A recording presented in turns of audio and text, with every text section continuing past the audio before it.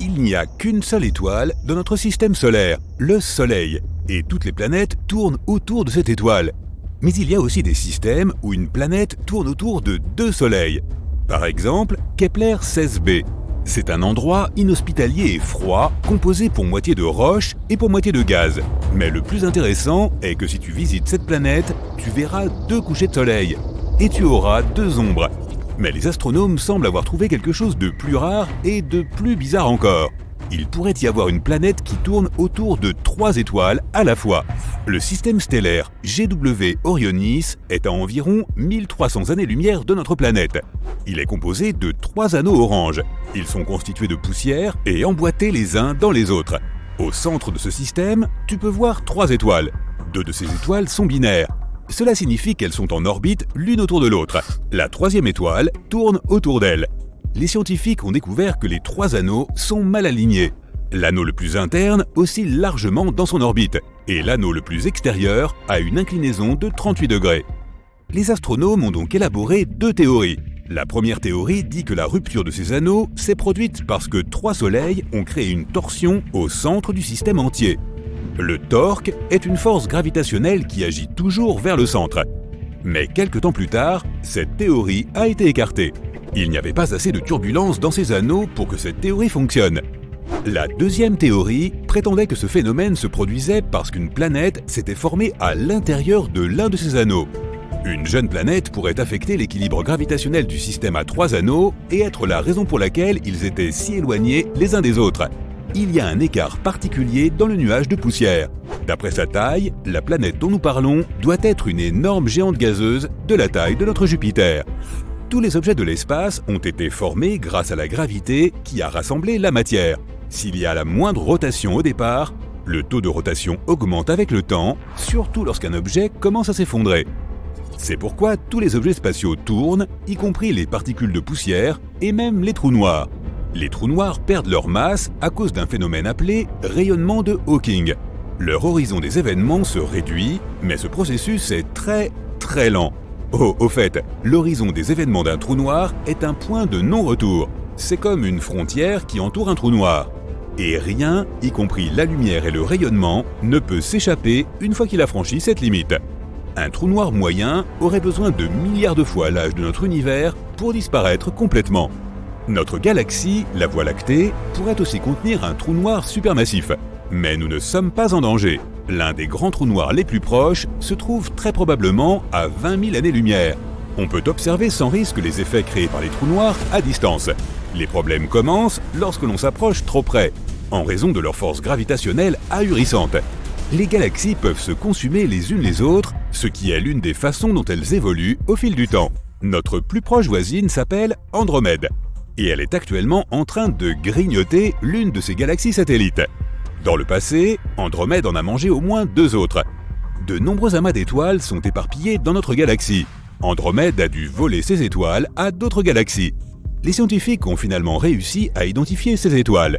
Ils ont retrouvé leurs traces dans des fusions de galaxies qui se sont produites il y a des milliards d'années. Il y a 10 milliards d'années, notre galaxie a aussi subi une collision. C'est pourquoi aujourd'hui, son halo n'est pas comme celui des autres galaxies spirales. Les scientifiques ont d'abord pensé qu'il s'agissait de plusieurs petites collisions, mais ils ont ensuite réalisé que la plupart de ces objets spatiaux dans la Voie lactée provenaient d'une seule et même source. C'est avec une autre galaxie que la Voie lactée est entrée en collision. La Voie lactée et la galaxie d'Andromède pourraient entrer en collision, mais il est peu probable que cela se produise dans les 4,5 milliards d'années à venir.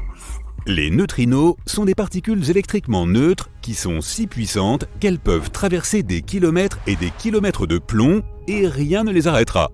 Certains d'entre eux traversent ton corps au même moment où tu regardes cette vidéo. Les neutrinos se forment à la fois dans les réactions nucléaires à l'intérieur des étoiles vivantes et dans les explosions de supernovas lorsque les étoiles s'éteignent. Ces particules n'ont pratiquement pas de masse. Il leur faut moins de 3 secondes pour atteindre la surface du Soleil. Et ensuite, elles peuvent atteindre notre planète en seulement 8 minutes. La planète TOI 1231b est à environ 90 années-lumière de la Terre. Elle est similaire à notre Neptune. C'est une géante gazeuse. Mais le plus intéressant est que cette planète est susceptible d'être riche en atmosphère. La planète est plus de 3 fois et demi plus grande que la Terre et un peu plus chaude que ce à quoi nous sommes habitués, 57 degrés Celsius. Elle tourne autour d'une étoile naine rouge, bien plus petite que notre Soleil. Mais cette étoile est aussi beaucoup plus vieille. Une année sur cette planète ne dure que 24 jours terrestres. Même si la planète est proche de son étoile mère, elle reste relativement froide. Les astronomes pensent avoir observé des nuages dans l'atmosphère de la mystérieuse planète et peut-être même de l'eau. Ce système d'étoiles et de planètes s'éloigne de la Terre assez rapidement. C'est pourquoi les scientifiques ont facilement détecté des atomes d'hydrogène qui s'échappaient de l'atmosphère de la planète. Ouais, ça veut dire que la planète pourrait même avoir une queue. Un trou blanc hypothétique est un objet spatial bizarre qui est l'opposé d'un trou noir. Il est très lumineux et a été évoqué pour la première fois par Einstein dans sa théorie de la gravité. Le plus souvent, les scientifiques parlent des trous blancs dans le contexte des trous de verre. Selon une théorie, un trou noir est comme une sorte de point d'entrée dans un tunnel qui te fait traverser l'espace et le temps. Dans ce cas, un trou blanc pourrait être une sortie située quelque part ailleurs dans l'univers.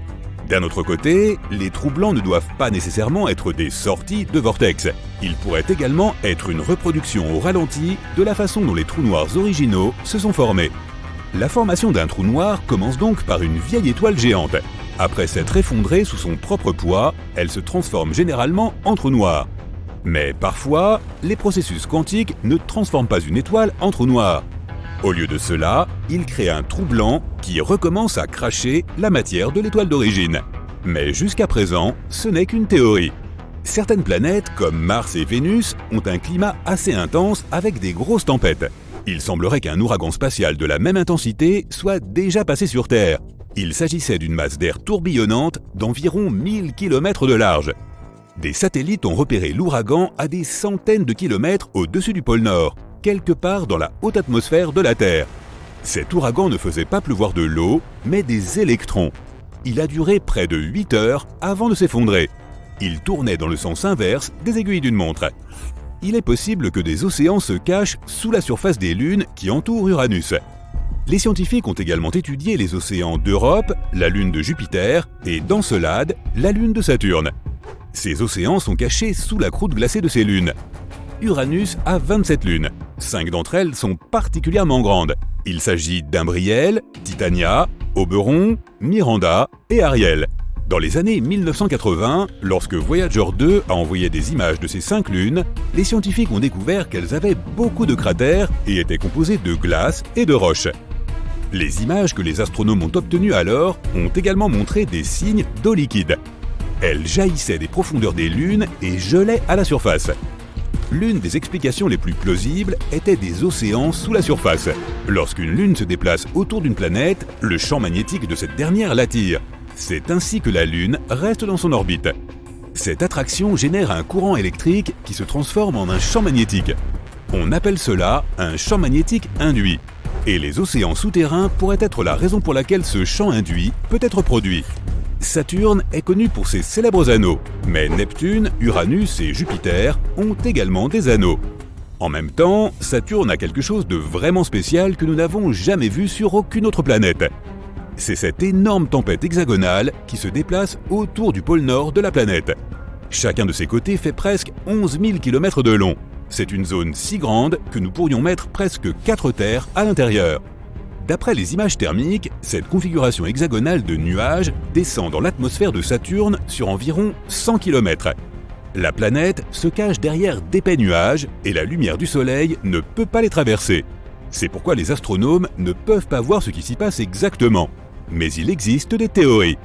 Saturne est une géante gazeuse. Quand le gaz à l'intérieur de la planète se réchauffe, il sort un peu plus loin. D'énormes quantités d'énergie sont libérées avec ce gaz, ce qui le fait monter, se dilater et perdre en densité.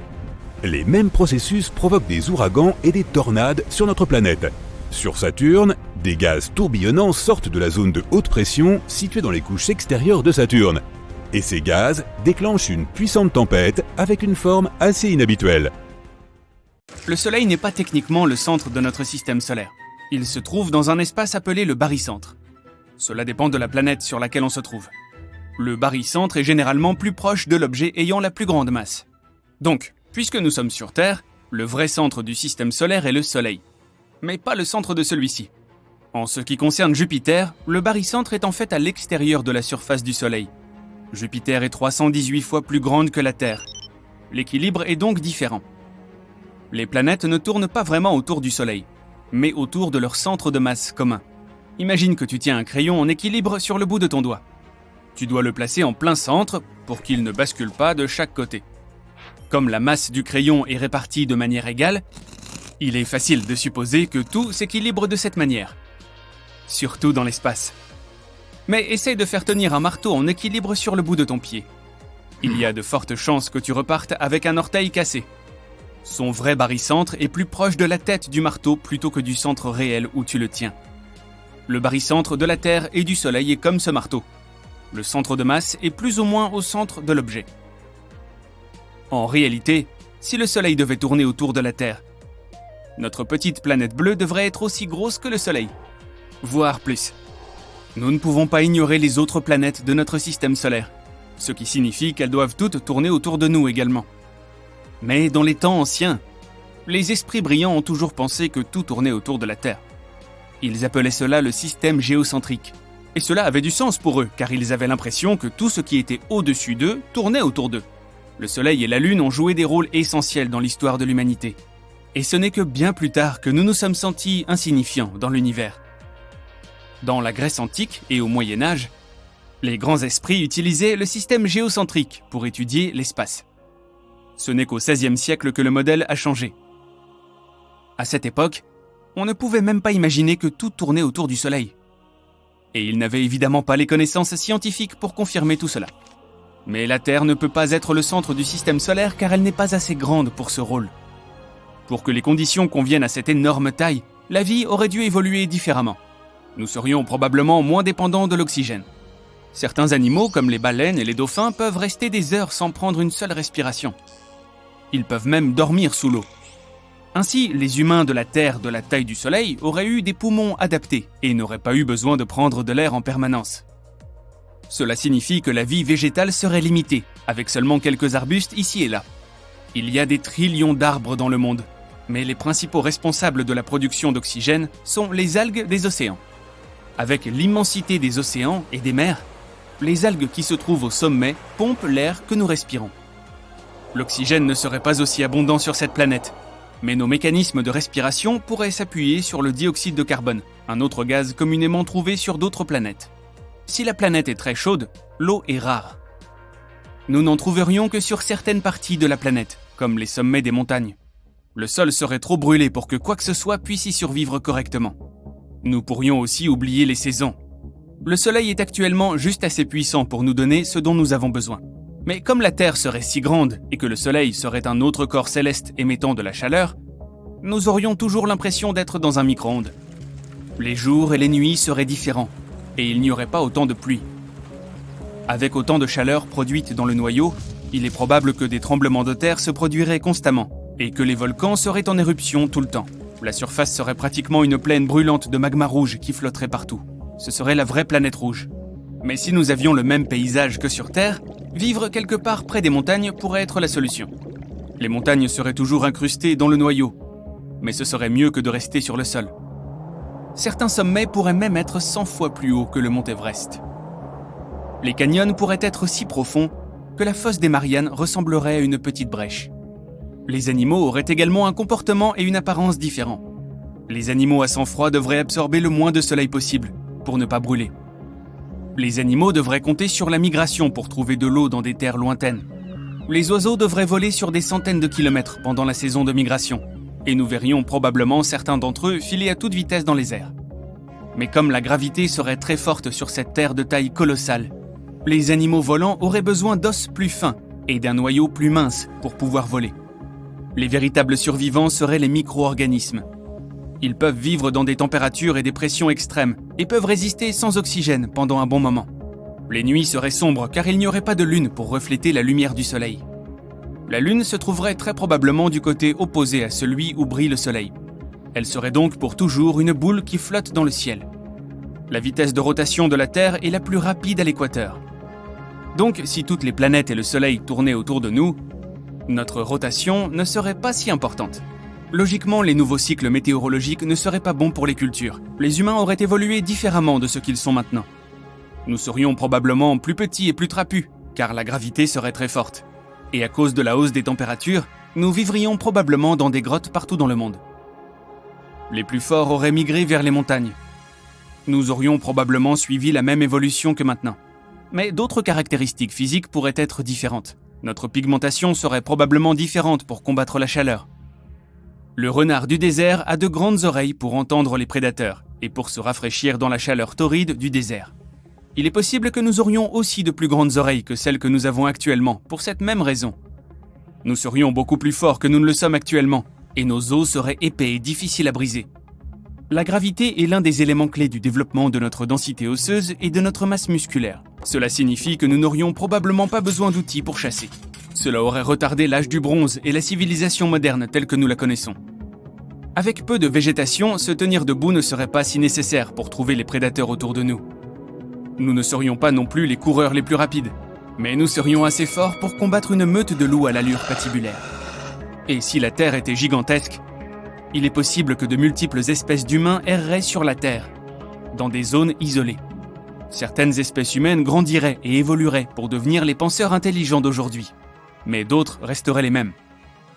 Et certaines créatures du passé seraient toujours là, inchangées. Les requins existeraient depuis l'époque des dinosaures. Ils n'auraient pas eu à changer de forme ou à s'adapter parce qu'ils seraient largement dominants.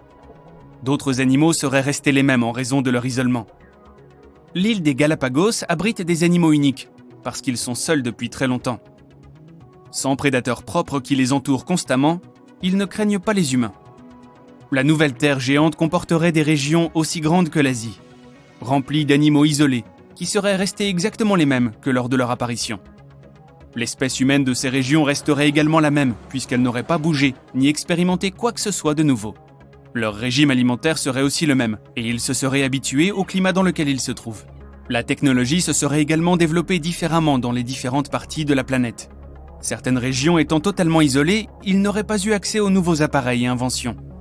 C'est comme si l'on vivait sur une planète dont les époques étaient différentes selon les lieux.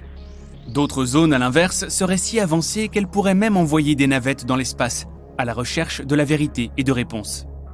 Notre gravité est suffisante pour que nous puissions vivre correctement et développer la vie. Mais si nous augmentions notre taille pour atteindre celle de Jupiter, la gravité nous écraserait. Et étant de la taille du Soleil, la Terre ne serait même pas une planète en tant que telle, mais une naine brune qui brûlerait constamment, jusqu'à devenir un nouveau Soleil. Pour l'instant, la Terre est si petite dans notre univers que nous sommes pratiquement comme un grain de sable dans le désert. Au niveau cosmique, nous sommes une contribution insignifiante à cet univers.